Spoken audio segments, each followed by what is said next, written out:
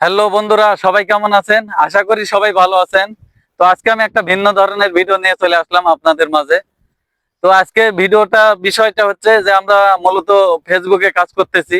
তো ফেসবুকে কাজ করতেছি আমরা, কিন্তু ভিডিওতে ভিউ পাওয়ার জন্য সব ধরনের কন্টেন্ট যেটা সামনে পাচ্ছি সেটাই আমরা তুলে ধরতেছি। আসলে ফেসবুক বলেছে যে ইউনিক কিছু দিতে হবে।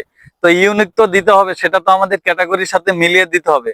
তো আমরা ইউনিকটা হচ্ছে আমরা যেটাই পাচ্ছি নতুন কিছু সেটাই আমরা তুলে ধরতেছি ফেসবুকে, কিন্তু আমরা ক্যাটাগরির সাথে মিলিয়ে দেখতেছি না আসলে সেগুলো ঠিক হচ্ছে কিনা।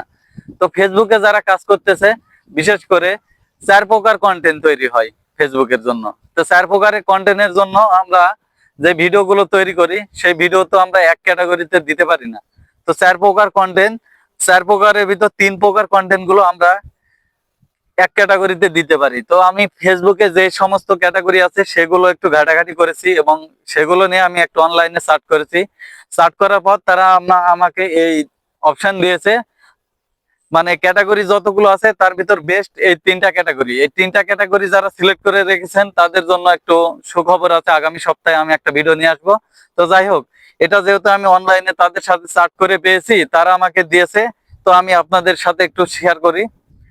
তো উপরে দেখতে পাচ্ছেন ভিডিও কে ওটার এটা হচ্ছে আমরা 4 প্রকার কন্টেন্টের ভিতর 3 প্রকার দিতে পারবো। এবং ডিজিটাল ক্যাটাগরি যেটা দেওয়া আছে, এটাতে আমরা 4 প্রকারের ভিতর 3 প্রকার দিতে পারবো। নিচে দেখেন যে পাবলিক ফিগার, এখানে আমরা 4 প্রকারের ভিতর 2 প্রকার দিতে পারবো।